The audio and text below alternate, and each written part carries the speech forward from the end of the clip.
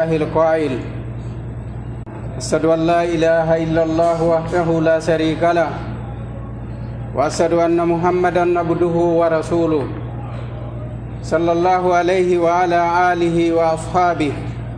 ومن تبعهم بإحسان إلى يوم الدين. أما بعد أوصي نفسي وإياكم بتقوى الله سبحانه وتعالى. يا عباد الله اتقوا الله تعالى وتدبروا آياته واعلموا أن من اتقى الله وقاه وجعل له من كل هم فرجا ومن كل ضيق مخرجا. فمن اتقى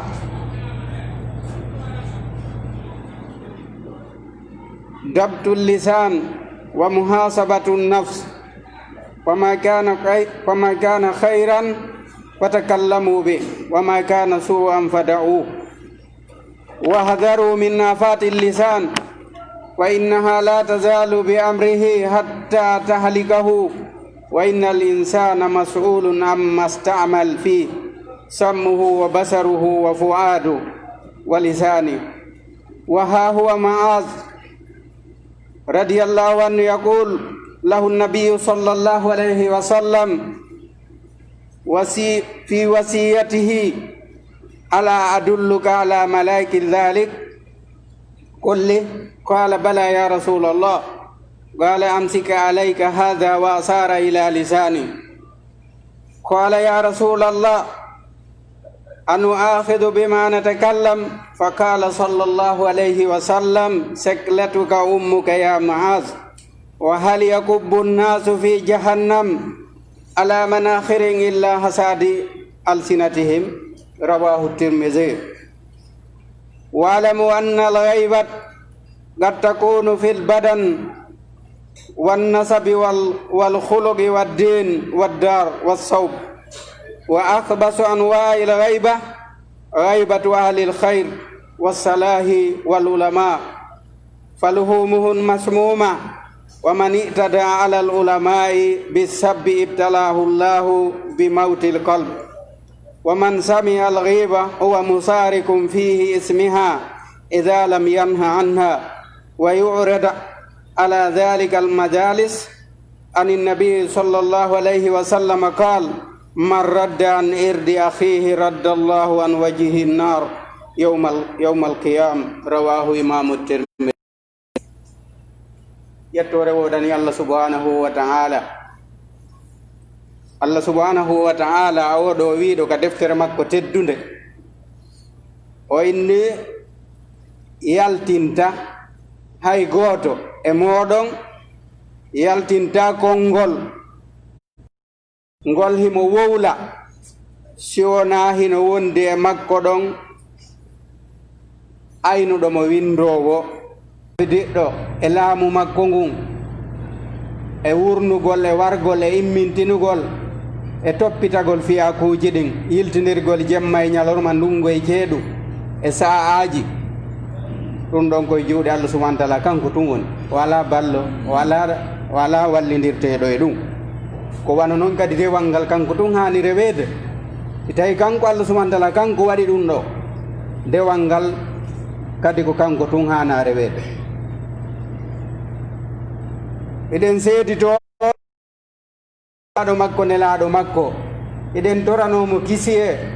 kanko e ɓeygore makko e sahabaɓe makko e kala ɓen iwtirɓe ɓaawo makko no moƴƴiri ha ñande Allah roni leydi muɗon ndin. ɓaawa ɗum jeeyaɓe Allah mi wasi hoore an e moɗon hulgol Allah subhanahu wa ta'ala. hulgol Allah rento e rentinaɗe ɗin waɗa yamiroje ɗen e nder ko neɗɗo on hattani kon ko sabu kulol Allah ngol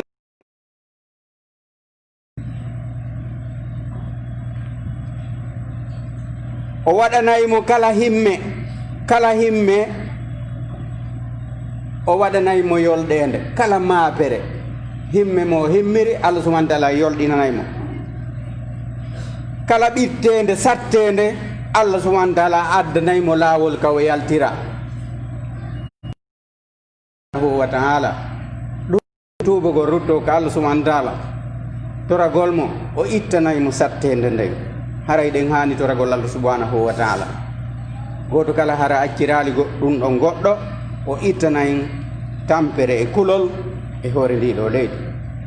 kala on hulɗo Allah subhanahu wa ta'ala o tongay ngal makko ngal anda ɗengal ngal o sendidira o anda si o maayi on ɗon jemma ko honɗum paysata kanko tigi o pesana hoore makko ɗon golle ko golli fi aduna kon e ko golli fi laakara kon nden ɗon ñalande si on ɗon jemma si weetali ko honɗum kanko so daroyke yeeso Allah ko honɗum pesata o pesana ɗon hoore makko on ti yo hasubo hoore makko adi yo hasubeɗo neɗɗanke on anda ko landitoyteɗo ko woni e wolude kon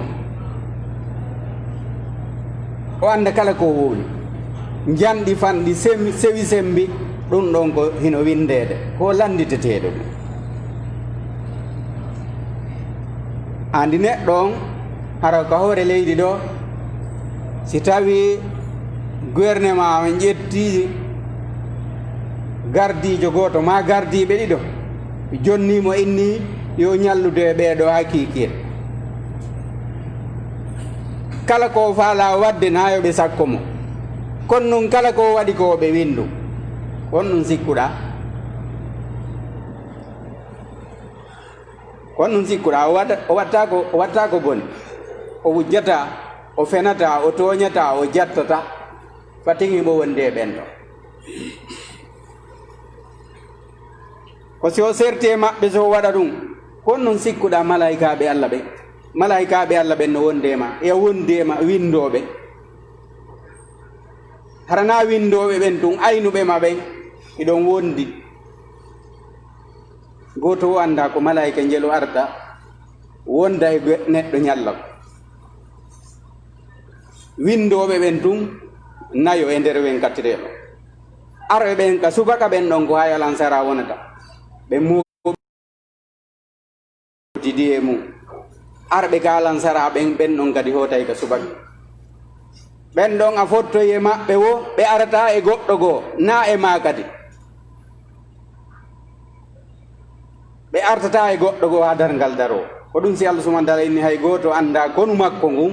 so wona kanko Allah subhanahu wa ta'ala hay goto aray renengal ɗo ɗengal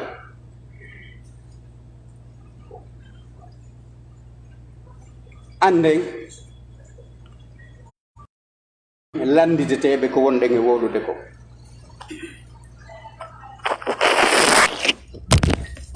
wayne yo neɗɗo andu ko landiteteɗo kala ko goni de noppi makko ɗin ko landiteteɗi ko nani kon gite makko ɗen makko ngal wayni hino ni Sayyidina Ma'az radiyallahu an o wi sallallahu alayhi wa sallam wasiyike mo ndine e ko halka neɗɗo on halka mo fes halka mo on o waye yi tindina on say nelaɗo on sallallahu alayhi wa sallam maaki jogito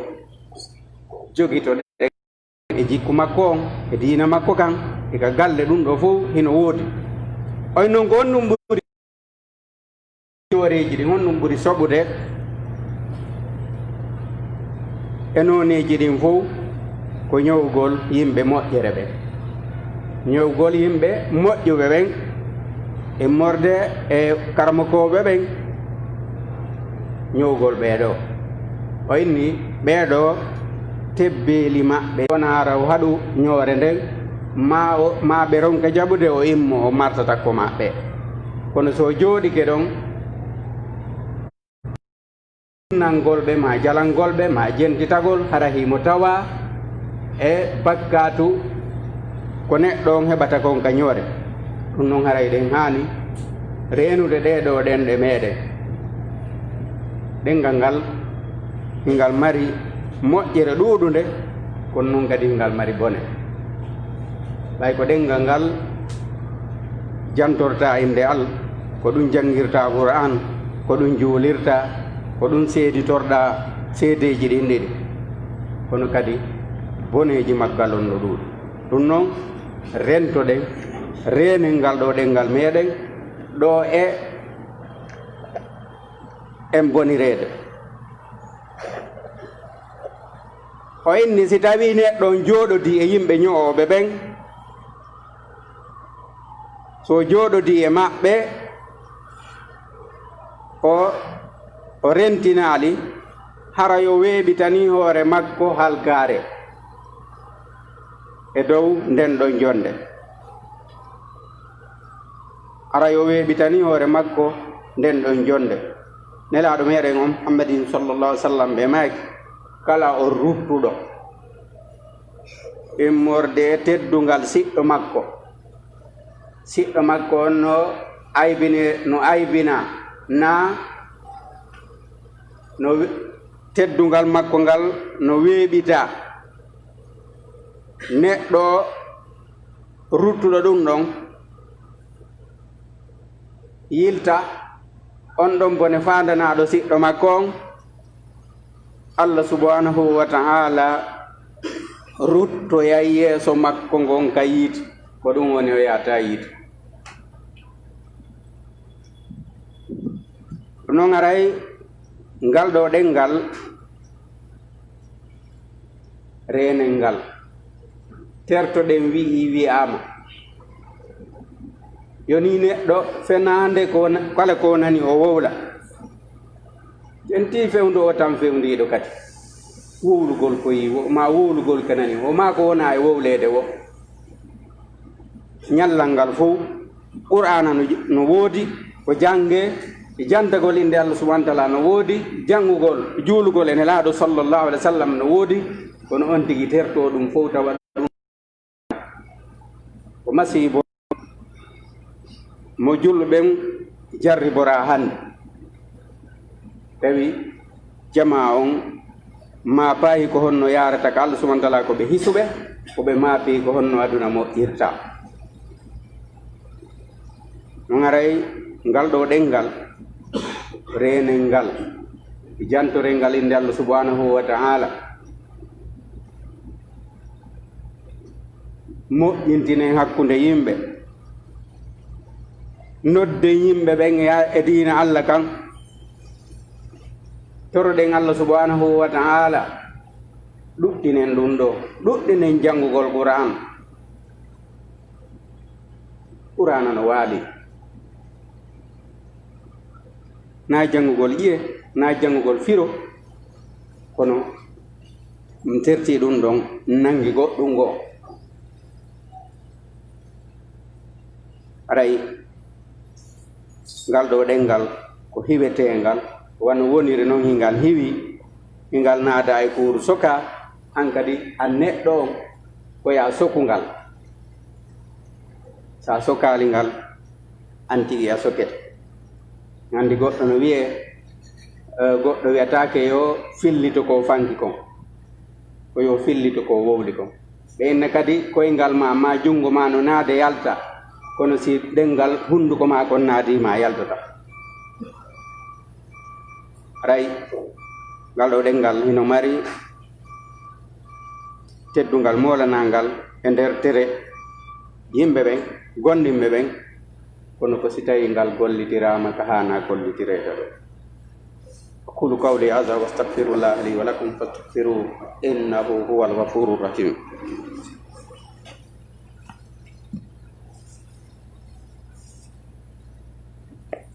الحمد لله ولي الصالحين أشهد أن لا إله إلا الله وحده لا شريك له وأشهد أن محمدا عبده ورسوله صلى الله عليه وعلى آله وصحبه وسلم عباد الله اعلموا أنه قد أفلح وفاز من رزقه الله لسانا ذاكرا وشاكرا واعلموا أن العبد قد يستري بكلمة طيبة رضوان الله ورحمته جل وعلا وبكلمة أخرى قد يسخط الله عليه عن بلال بن حارث قال سمعت رسول الله صلى الله عليه وسلم يقول إن الرجل لا يتكلم بالكلمة من رضوان الله عز وجل ما يظن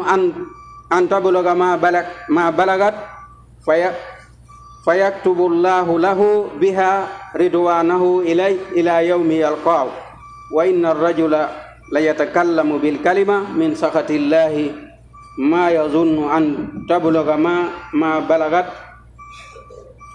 فيكتب الله له بها سخطه إلى يوم يلقاه أخرجه إمام بخاري وقال عمر من كثر كلامه كثر سخطه ومن كثر سخطه كثرت زالته ومن كثرت زالته فالنار أولى به. Yettore wodani Allah subhanahu wa ta'ala ko Allah subhanahu wa ta'ala woni giɗo jebbiliɓe ɓen. Allah subhanahu wa ta'ala woni giɗo jebbiliɓe ɓen. Eɗen seedi to ala reweteɗo e goonga nafa rewɗo lorra mo rewali sona kanko Allah subhanahu wa ta'ala kanko tun rewete nafa kanko tun ronkete rewede lorra wala ka fiɗiɗɗo. Eɗen seedi to Muhammadu oɗo ko jeeyaɗo makko nelaɗo makko mo neliri yurmede wonande nde ɗo tagore.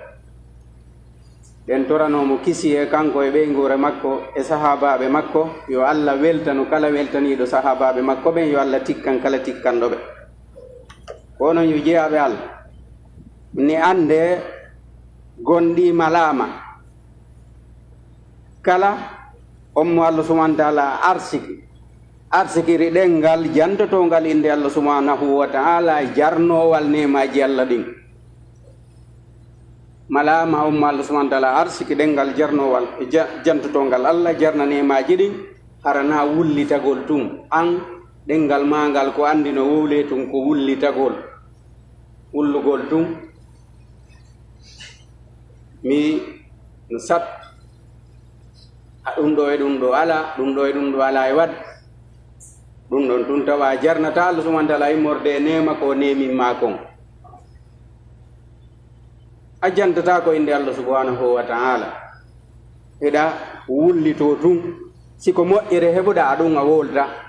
mais si bone on ko kum fanɗi o tawa eɗa sakita aray ko yettugol Allah subhanahu wa ta'ala e kala hal haali wona wullitagol wona sakita kala ko tawi ɗum ɗon ko tampere ma ko sattede kono noon siko nema ɗum ɗon fanka ande wonde jiyaɗo no soodira mbela ye Allah subhanahu wa ta'ala konngol laaɓugol Allah subhanahu wa ta'ala weltanomo Allah subhanahu wa ta'ala yiɗamo o yurmemo Allah tedduɗo mawɗo on sabu konngol gotol o wi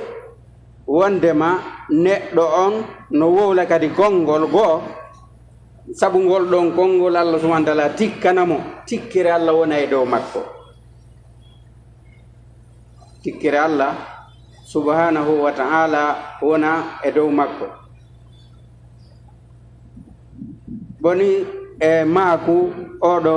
Bilal ibn Haris o wi minanine laaɗo Allah on sallallahu alayhi wa sallam no maaka wonde gorko hino wowla konngol ngol hara ko welaye hara ko konngol ngol Allah subhanahu wa ta'ala yiɗi ngol Allah subhanahu wa ta'ala wela Allah tedduɗo mawɗo on hara o sikka ngo yotto ka o sikkano ngol yottoto ngol hewtoya konngol ngol hewtoya ka o sikkano ngol hewtay ha o windane ka Allah subhanahu wa ta'ala ma Allah windanamo welaye makko on Allah subhanahu wa ta'ala na weltanike mo si Allah subhanahu wa ta'ala ni weltanike ma aray lanni aray ɗum wa'awa ko enen weltodiran ten kon hande janngo haɓen Allah weltanike goɗɗo aray ɗum nan sansataki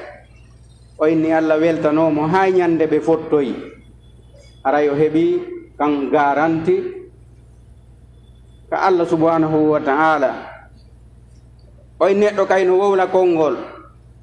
ngol o wowla ngol Allah subhanahu wa ta'ala tikkanamo sabu ngol ɗon konngol hara o sikkano wonde ngol ɗon konngol hino mari sattede ma tampere ha hewti ton ma lorra ha o winde ka Allah subhanahu wa ta'ala komo Allah tikkani ha ñande o fotti Allah subhanahu wa ta'ala yo Allah subhanahu wa ta'ala dando en ɗum noon ko on watta ɗum ko renugol ɗengal muɗum ngal wowla ko moƴƴi andi ko ɗum sinira sa sallam maki haɗi selluɗo man kana yuminu billahi wal yawmil akhir falyaqul khayran aw liyasmut kala o laatiɗo no gonɗini Allah subhanahu wa ta'ala o gonɗini yalande darngal yo wowlu ko moƴƴi so wolta ko moƴƴi o deƴƴu so wolta ko moƴƴi haray ko deƴƴugol ngol ɓuri edi wowlugo andi so wowli ko bone ma so wowli ko memminta fitina haray ko hananimo ko yo deƴƴu ɗum noon haray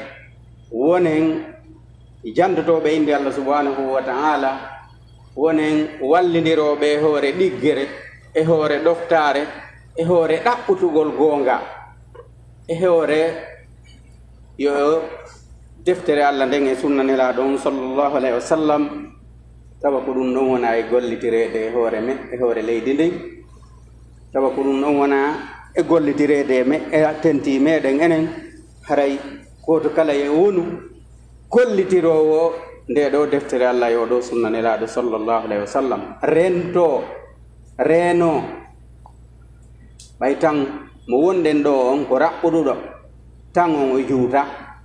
o tan ɗo non wota bonnan en tan juutuɗon tan luttowo on ko lakara oɗo tan ko gokkunni goto kala meɗen ko seeɗa ni wurata ɗo ɗe reeni eɗen no wonɗen e naɓirde siɓɓe meɗen ɓen fewndo ɗo e nder ndiɗo leydi anti kañum kadi ko ha honde haray ko yo wakkilo o jogito diina Allah kan o e hoore makko e ɓeygore makko nden si o yaha noon nokkugo ma o ɗaɓɓita goɗɗum go ma o ɗaɓɓita goɗɗo go ko si tawi an on wiya gollitirde wawon ka ɓeygore ma no gollitirede on sawi ko nden ñande haray hulen Allah subhanahu wa ta'ala rentoɗen toroɗen Allah subhanahu wa ta'ala yo Allah wuwindir ɓerɗe meɗen ɗen Allah wuwtindir ɓerɗe meɗen en fof wonan ginganoɓe hunde wotere fiyo Allah subhanahu wa ta'ala rewe fiyo bandiyagal accu e hoore ndiɗo leydi wujjugol jattugol tuuñugol jinugol sirkugol yo ɗum accu tawa ko Allah to yo ɗum aanin en yo ɗum maapano en yo ɗum maapin en ko diina Allah kam woni e yeebade kon ko ɗum haani en maapinde goto kala ina ko responsable ko haɗo diina ko woni e yeebade kon koka hoggo makko wona e naatirede bonnoji ngesa Allah ɗin koka nder koka hoggo makko woni e rewde ko howi ɗon ko ɗon woni goto kala waɗa ɗum ko kanko wona e bonnede ngesa makko man wona e yeɓede si ɗum waɗi goto kala wakkiloto haray ɓurten hulde Allah subhanahu wa ta'ala jogitoɗen nde ɗo deftere Allah subhanahu wa ta'ala adi lawade ko lawoto ñande go weetay tawa en fof enen ɗo fof en ala e hoore leydi ndi tawa hay nokku na ha nokku yaaɗen woyaji ko lakara yaaɗen o wi koyo hoore nde ɗo deftere Allah yo ɗo sunna nelaɗo sallallahu alayhi wa sallam morde oɗo fiyake fewndiɗo yo Allah subhanahu wa ta'ala feƴƴinan en ɗum e jange hoore ndiɗo leydi o waɗa en nene goto baba goto o waɗa en yurmodiroɓe waɗa en wallidiroɓe waɗa en yimɓe jogodirɓe wallidiroɓe fi ɗiggire Allah nden wallidiroɓe fi yo Allah subhanahu wa ta'ala rewe hoore leydi ndin yo bone iw e hoore leydi ndin wonen en fof nene goto baba goto haray yo Allah subhanahu wa ta'ala ɓa ko kanko wawi kanko jogi Allah subhanahu wa ta'ala ittan en satte nden e mapunde nden e angal hoolare nden e hoore ndiɗo leydi ربنا تقبل منا إنك أنت السميع العليم وتب علينا تواب الرحيم